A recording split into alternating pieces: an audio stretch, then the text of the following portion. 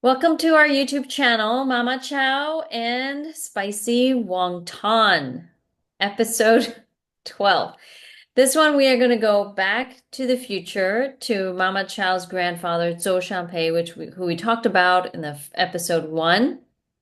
And this is about, his key ties with Japan, if you guys all recall.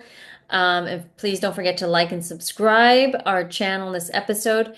He had deep ties to Japan and learned a lot from the Meiji, reforms in Japan that he brought back to China, especially to Sichuan province. And those ties, key connections, proved to be crucial in saving his life, literally during the Sino-Japanese War. And this was when Japan invaded China from roughly 1931 to 37 time frame.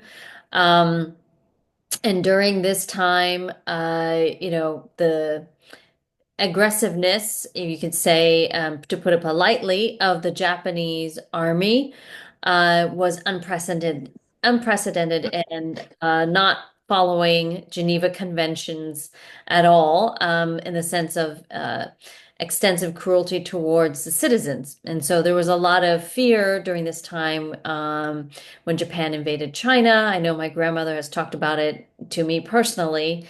And just to put some context around the numbers, roughly 2 million Japanese, mainly soldiers, were killed during World War II.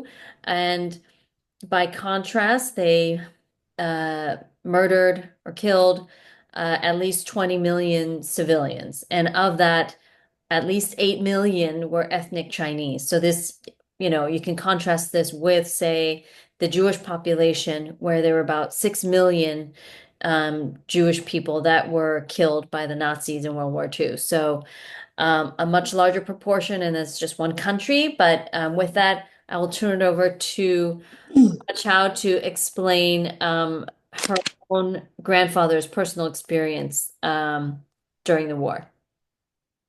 Hello, everyone. There were so many stories. We can remember our grandfather, Zhou Shan Pei.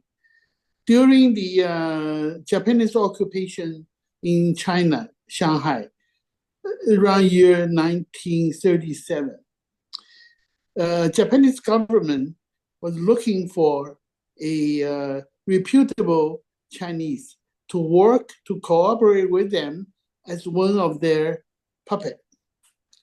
Unfortunately, they chose my grandfather as one of those person to work with them.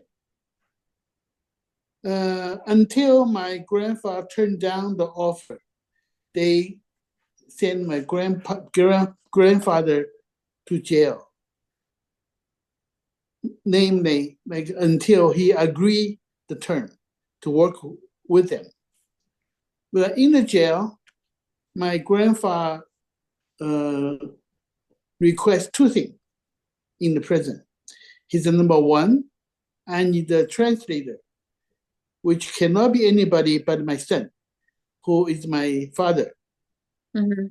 And because he was educated in university in Japan. So University of Tokyo, Todai, which is one of the best universities in Japan. Yeah. he speaks the fluent Japanese. Hmm. And because other translator cannot do everything what he said, they dare not to translate what he said to Japanese. Because knowing his temper, he would scold them, scream at them. You mean No, the grandfather, Zhou Shanpei, had a high temper? hot Yeah. temper, yes. So they say, okay. So that's the first condition. The second one, my grandfather requests a telephone. He needs to call one person in Japan. Hmm. So they ask him who you want to call. So he write down. And they checked and they looked and confirmed the person he wants to talk to is the brother of the current emperor. So he lives in the palace. The Hmm. telephone number is in the palace. So they were so shocked. He knows this high level, the Hmm. person. They release him right away. The reason he knows so many high level Japanese officials is during that time he was involved in the first term of Chinese military school, Huangpu Junxiao, the most famous military school. Because of that, he went to Japan multiple times to hire Japanese military officer to Hmm. come to China to teach Chinese soldier how Hmm. to fight the modern war, the Yeah. skill of modern way. But with under one condition, those Japanese officers cannot mistreat Chinese soldier. Hmm. Otherwise, my grandfather will be severely punished. So nothing happened. Yeah. Nothing mistreatment happened. There's another reason they released my grandpa instantly because my father brought a picture from home. Hmm. I remember that picture. That picture is the prime minister of Japan. Do you still have My, the picture? of course not. When we Okay. left China, everything's gone. Okay. It's a fairly big picture. Okay. And my grandfather sent him a big robe of Hmm. Chinese natural linen. Yeah. So this prime minister used the linen, made a male Japanese male robe, Hmm. robe. He made a picture and sent it to my grandfather. So he and my grandfather are good friends. Yeah. So when my father showed the picture to the Japanese soldier, they were shocked too. Yeah. He knows those person. There's another reason they will release him right away, and they salute him Hmm. like any soldier. Right? Although my grandfather, on the face FaceTime, face value, you can see him very stern, very strong, very Hmm. calm, but Yeah. actually he was so scared. Knowing Japanese could be so cruel. And when he come home, he's literally shit on his pants.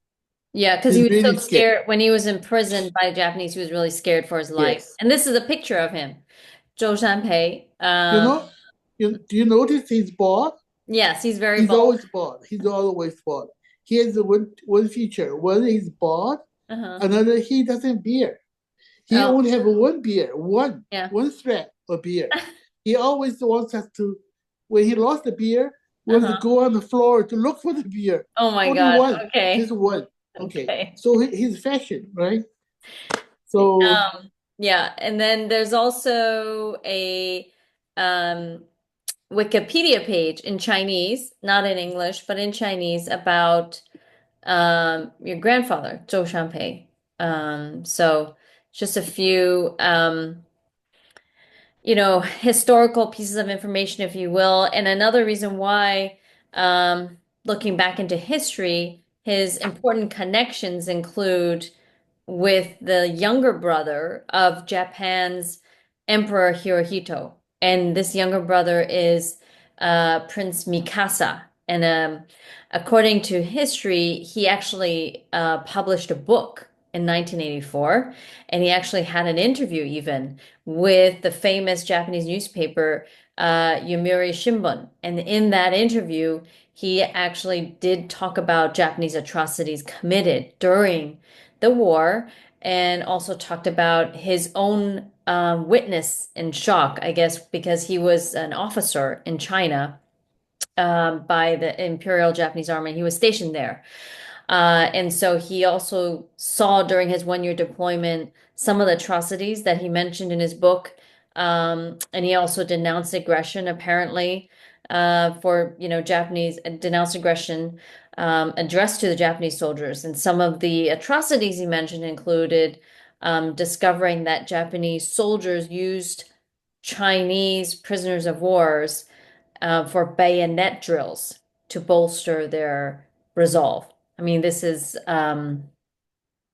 incredibly inhumane, among other things. So this was Zhou Shanpei, Mama Chao, my great grandfather's ally during a time of need.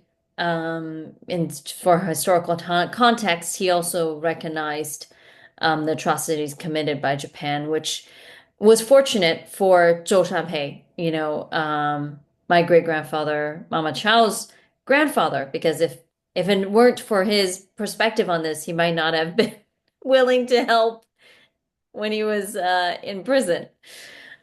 So that's an interesting insight into our family's, um, exposure to history during a critical time during the Sino-Japanese War.